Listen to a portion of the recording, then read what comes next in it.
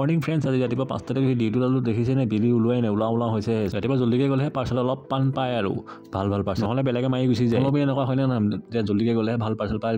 কমেণ্টত জনাবচোন। অফিচ আহি পাই গ'লো, এতিয়া ডাইৰেক্ট শ্বৰ্টিং কৰি মেলি পাৰ্চেল লৈ লওঁ আৰু। দেখিছে ইমান মানুহ নাই, আৰু 2টা মানুহ আহিল। এয়া এতিয়া পাৰ্চেল লৈ ল'লোঁ। আপোনাৰ আজি মোৰ 75টা পাৰ্চেল।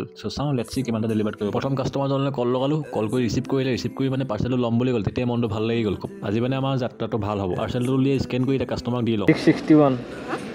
661